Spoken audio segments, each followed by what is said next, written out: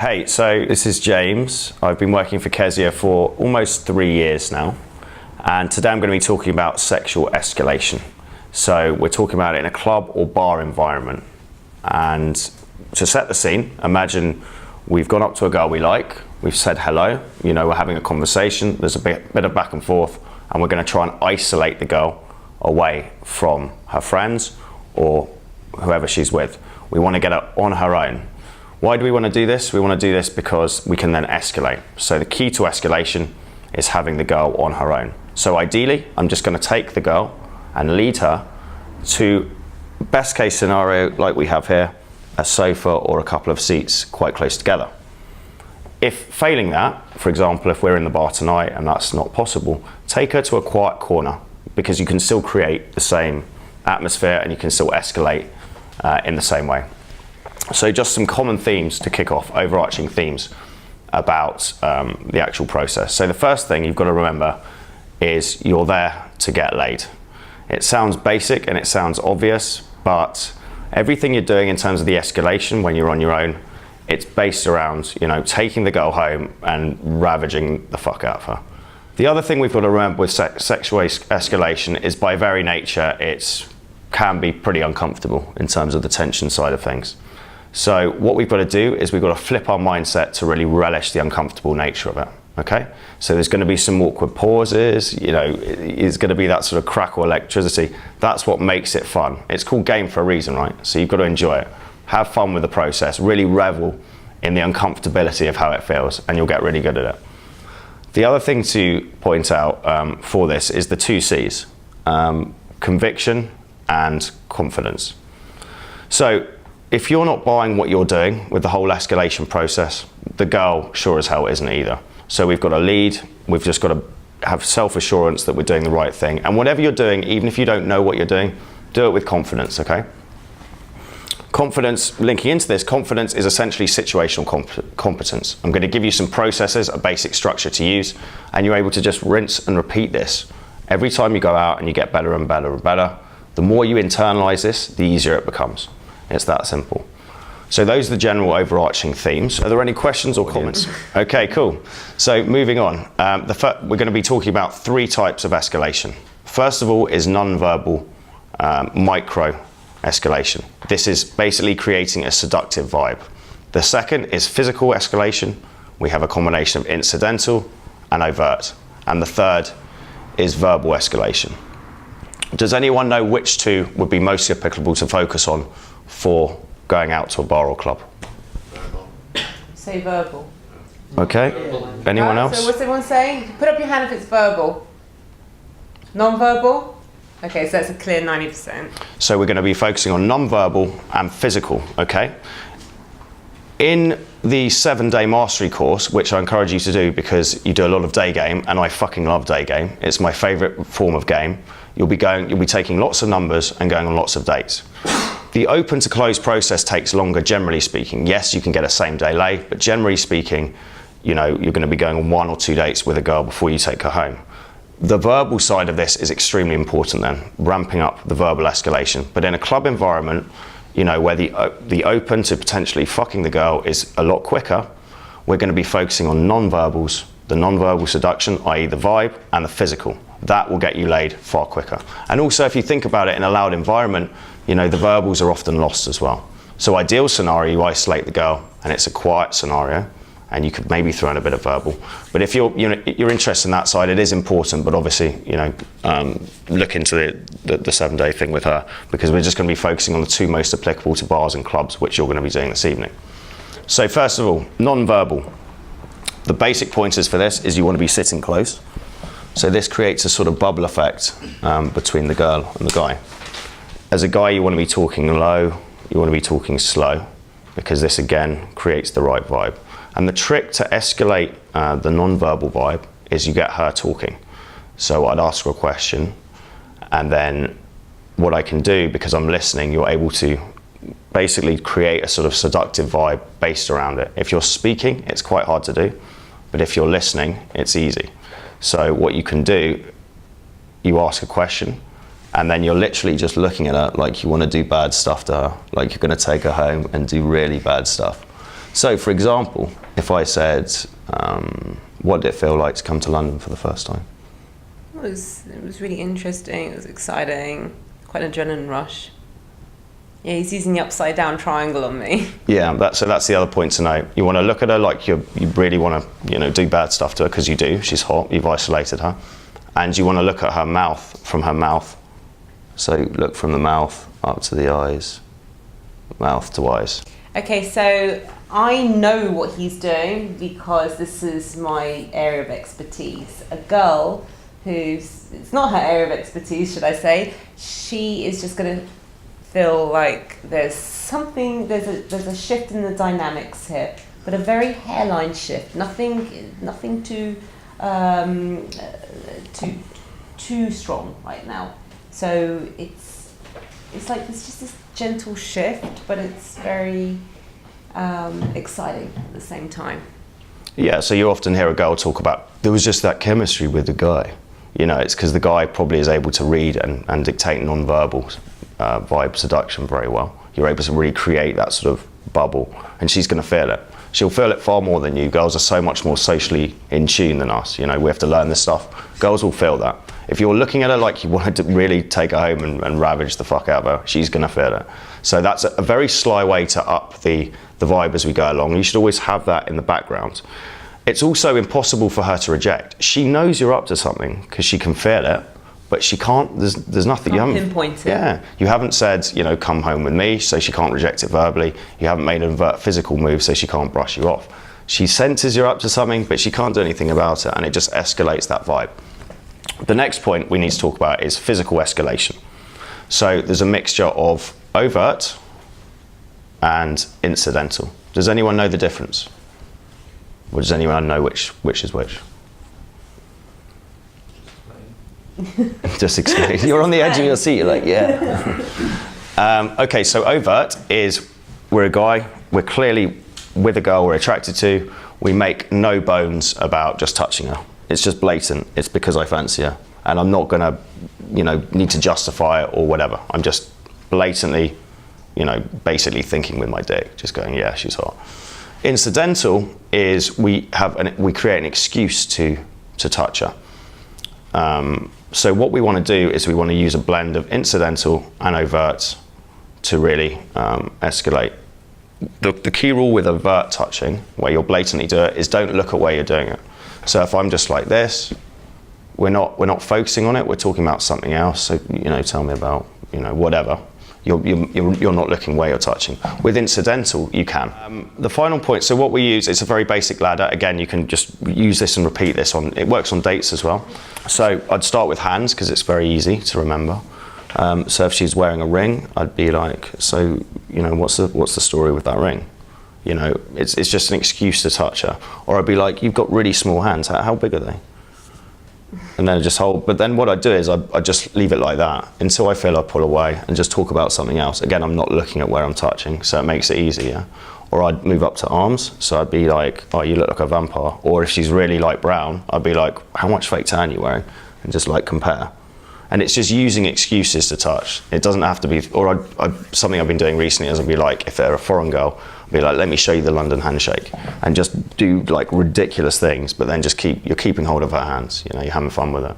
You've got to get her comfortable with touching it. With allowing you to touch her. The other thing, so moving on to the leg side of things, I tend to go over with legs, but again, I'm not looking. So what I do is we're talking and I'll just rest my hand and then take it off, and I'll go longer. Or sometimes what I do is she'd be talking about something. Mm-hmm. Yeah, anyway, blah, blah, blah. And I'd just be stroking the inside of her leg like that. And you can sort of get better, you calibrate, you gauge it. If she's sort of jerking away, maybe you need to back off a bit, and then you try again.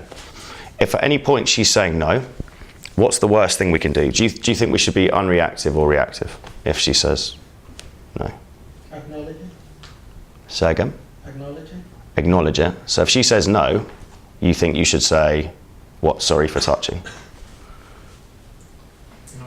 I mean, in terms of acknowledging your reaction, she back off, you back off, and go back to previous stages. Yeah, but the key is to be unreactive. So if I try and go for a kiss on a girl, and she sort of turns away and I act like a butthurt little boy, she's going to lose all attraction for me. It basically shows my frame, my reality is fucking weak. If my entire life comes crumbling down because a girl doesn't want to kiss me, like, I mean, fuck me, you shouldn't be there. So the other part we want to focus on is, so you've done the hands, you've done the legs, building up, you want to be focused on upper body. So think, again, overt would be placing my hands just on her back, or like rubbing where her bra is, or maybe up on her neck, just like that. Again, not drawing attention to it. We're talking, we're having a conversation. I'd do things like, say, for incidental, have you got any tattoos? And she'd be like, yeah. I'll be like, well, where? And then she'd just be pointing them out and I'll be touching. And if she says no? If she says no, then I'd say, well, I think on a girl, it's really hot if they have like tattoos on their ribs, or on the back, or on the ears. Win-win. If she says yes, says no, you're going to touch her. That's it, so whatever, touch. And then again with the ring thing, so what's the story with the necklace? You know, it's just an excuse to touch. Or what's the story if she's wearing earrings, she's not? What's the story with the earrings? I sometimes joke about, I was actually in a fight where a guy was choking me. So what I'll do is I'll tell the story and I'll actually hold and like that. Oh my gosh. Not pushing it too hard in that sense, but just, you know, it's quite dominant. You just sort of touch around here and then I'll roll off and let it go. And even, I'm not going to do it on her now, but if she's got the lipstick on, I'd be like, hey, that's that fake like rub off lipstick, and just do that and smear it off. Wow, that does work. That does, yeah. Yeah. So you want to build that up there. You want to start hands, then sort of legs, and then upper body. Don't just jump straight to like. It's very unapologetically. Okay. You've got to own it. So the incident, a key point though. The bigger the gesture, the more confidence has to be behind that gesture. Especially if it's overt. If you're blatantly just touching it because you're a guy and you're just doing it without any justification, you've got to own it. Again, coming back to the conviction and the confidence side of things. If it's incidental, you can get away with being more subtle because it's not, you know, it's sort of under the radar a bit more. So this is all leading up to the close. You're creating that bubble effect. So I'm not actually going to kiss her, so you can take your hands off your dicks and not get too excited. But what I'll show up to where I would kiss. So what I often do is we'll be in close. I'll be doing the bubble of the. I'll be doing the triangle effect like this, and then what I'll do is I'll draw in her chin like that, and just stay. And if she doesn't move back, then I'll just go in for it. But it's a good way to test, because if she's sort of flinching back or she doesn't really come in, you know you've probably got a little bit more work to do. Going for the kiss is always uncomfortable. There's never that perfect Lady in the Tramp moment where you just sort of going towards each other. It doesn't work like that. You just got to go in for it. The quicker you try and escalate and kiss her, you know, the quicker it sets you into that sort of player box. So I'd really recommend, if you're looking to have a lot of fun, have a lot of fast sex, the quicker you escalate, the harder you escalate, the more no's you're going to get. Maybe you'll get some girls actually leaving because it's too fast, but you'll get a lot more quick sex as well. So if you left the chin and she just drew back, what we do, go back to conversation. So this is the key thing, like Kezia was mentioning. If she doesn't respond, if she brushes you off with a kiss, and you'll actually find dating a lot of Eastern European girls, they won't kiss you for like the third or fourth attempt. You've just got to be completely unreactive, like, it's no big deal. And you just chill out, resume conversation, you can keep touching her, and then maybe 5-10 minutes later, try again. The Eastern European on this side, few of them. And then, so once I've kissed her, if this is in a bar or club, I'll then just make to leave. So I'll literally just, after a couple more minutes, take her by the hand and say, let's go. Walk out of the bar or club, get in a taxi, and I'll just tell the taxi driver to go. Or if she's like, where are we going? I'll be like, we're having one more drink, and just say my address and just go home. We're going to fuck mountain. That's literally it. And then if she gives you some resistance, saying no, I don't want to go, I'd say for a little bit, about 5 more minutes after I've kissed her, just to sort of solidify the thing. And I'd be like, right, I think you're hot. Another time, let's grab a drink. And I'd just take her number and then sit and then be like, look, I've got to go back to my friends, because I've made the connection. She's going to come out again at some stage, but I don't want to waste my time. I prefer to go and find another girl. Oh, I love this. He's a machine. Who I could go and then escalate on. You're a machine. I love it though. He's like, okay, this is for guys out there who just want to get laid. Yeah. Okay, this is like, you want to find your ideal, you want to find your wife out tonight. Fine, no. He goes out, I want to get laid. That's it. It's. But having said that, 5 minutes on this girl, done, on to the next. Having said that, though, if you are on a date and you do want to, you know, get a girlfriend, whatever, you're still wanting to sleep with the girl as quickly as possible. Yes. Oh my God. The longer you wait, okay, you're on a third, fourth date, she hasn't slept with you, the less chance she has of sleeping with you. It does happen, but not very often. You've even been in that situation, haven't you? Third, fourth, fifth date. Where the hell's this leading? You know where it's leading to? Friend zone town. Yeah. That's where it's leading to. Fast. And the fast express train to friend zone town. Be done. Yeah, and a point to make actually for the dating side, because if you do, guys go and do a lot of day game with the dating thing, you know, even if you try and take her home on the first date and she won't come into your house, or she comes into your house and won't sleep with you, the very fact you've expressed your intent, you know, you've made it fucking clear what's happening, means she's gonna respect you, you know. A girl never holds it against you for trying to sleep with her, never. And actually it's so much more ballsy. You escalate and going for it, the girl's gonna think that guy is not a pussy. Whereas if you do all this funny man crap of telling all these stories but you can't even touch her, she's gonna think you're a fucking clown and you're not gonna get laid. Preach. Oh, seriously, this guy, he's speaking the truth. And you know what, this is going on YouTube and there's gonna be so many people going, I think this is disgusting, but the problem is it works. This is the truth, and sometimes the truth is a bitter pill to swallow. Come on, is anyone going to argue with this guy? Say it now, or forever hold your peace. It's true. Come on, how many times have you been on that date, that girl, and you've just been, was it Mr. Clown or something? What did you call it? I've done it before. I've taught myself out of getting laid. The girl's turned up, and she's clearly, it's game on. And she's just, you know, she's there because she wants to go home with me, and I thought I'd have to do all this stuff, and you end up just talking yourself out of getting laid, and that's a bad feeling to be in, where you're dick in your hand and just wanking to you porn when she's fucked up. You know, and you had a girl waiting for you. So, I don't know, does this resonate with anyone? Does this make sense? Come on guys, be honest.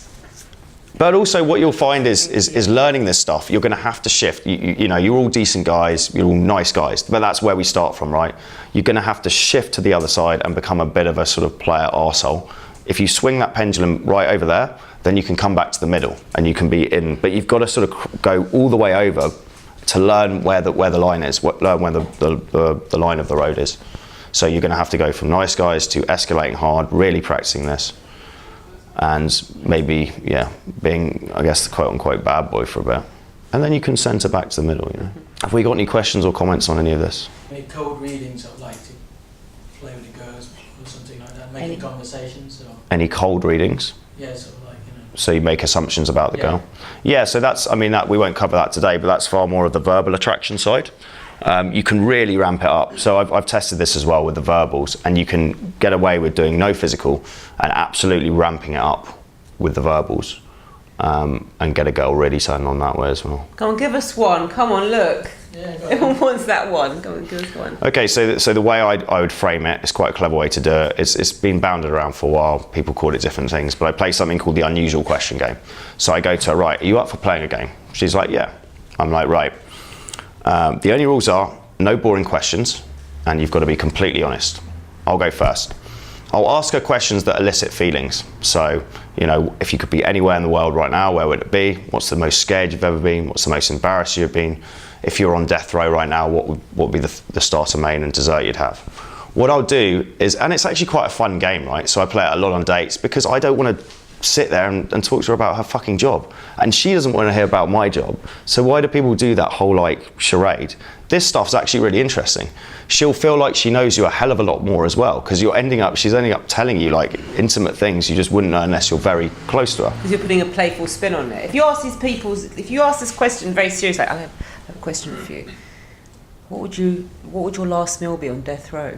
It's weird. Yeah. So he's built it up. You built it up, you paint a picture. So imagine you're on death row and you get one fucking final meal on planet Earth. You get a starter, a main, a dessert. You can maybe choose one drink alcoholic, but also one non-alcoholic. What would it be? Oh, just 3 courses of alcohol. There we go. I'm not going to argue with that. You just numb yourself out. But what I'll start to do when she's, you know, getting excited about the game, and also the point is if she's quite sort of shy or whatever, she might not ask you questions back. So when you ask her a question and she tells you whatever it is, you then just say from your point of view what it is. So then I'll tell her my last death row meal. During this, we want to interlace sexual questions.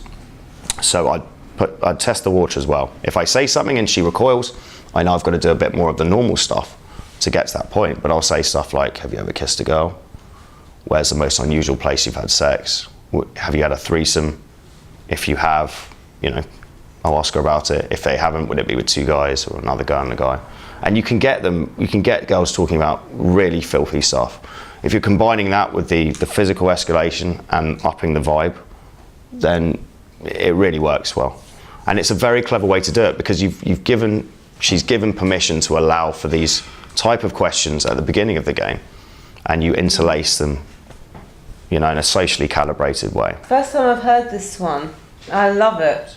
So once you get them in the door, the key is not pounce on them like a hungry hyena. Chill out, you know, let them get comfortable. A good thing to do is as soon as you go in, take your shoes off and make an excuse of why they have to, because that's a big sign she's there to stay if you can manage to make her do that. Oh, that's so good. I love that one. So just make up crap like, yeah, it's a wooden floor, take your shoes off, or it's a carpet, it doesn't have to, Yeah. again, not logical, you're just You have a leading. dog, take your shoes off, Yeah, please. leading and dominating. Once you get in there, let her get comfortable. You know, don't make any moves for like 10, 15, 20 minutes. Really chill out. Almost the ideal situation is she then comes to you. Yes, this is, oh gosh, it's like friend zone her almost. Like, what's happened? I thought it was on, and suddenly he's like a little bit less interested in me almost. Or like a cold shoulder almost. It's because a high risk, high reward, this move. You've had it on up to the pulling her home from the date, and then it's sort of, yeah, just chill out. She should come to you. If she doesn't, you just slowly escalate. The other point to note is when you get her back to the house, sometimes I've gotten a taxi back from a club and the girl suddenly gets cold feet, or I lead her back from the date. But I preempt it, so what I say in advance, I get to the gate, there's a gate in my house, and then you open up walk through to the front door. So I'd say, look, let's come in for a quick drink. She'd go, no, I should go home. I'd be like, look, we're both adults. You know, if it was up to me, I'd have you butt naked and I'd be rolling around the bed with you. But, you know, we're both adults here. You're clearly attracted to me because you're stood here. You know, I think you're a cool girl. Come in for just one drink, and if at any stage you feel uncomfortable, I'm going to put you in an Uber home. And actually, you've got to leave in half an hour anyway, because I've got to be up early. But I wanted to show you X, Y, Z, and just pull out something from the date. So I might have talked about like some weird YouTube video I had, you know, an excuse to get in there. And that usually, when you make it into, you say it in a sort of laissez-faire way, like, look, it's not a big deal either way. It's about the tone's got to be indifferent. She will go, yeah, okay, that seems feasible, and I'll just lead her in. Sorry, before you ask your question, I want to go back to last minute resistance. Okay, no is no, right? If the girl's like, no, okay, there is a line, of course, Yeah. okay? I feel, when I've done that to guys, they usually get quite angry and sulky, and I think, I made a good decision there to go ahead with this. Or they start using something called logical persuasion. Doesn't work. You're on the wrong frequency wave when you start using logical persuasion. Let's talk about this. You know, and it's 4 o'clock in the morning, 2 bottles of white wine later, and she's talking about her ex-boyfriend, how she's still in love with him. Okay, you do not want to be that emotional tampon. Not at 4 o'clock in the morning. So the best thing to do is to use freeze out.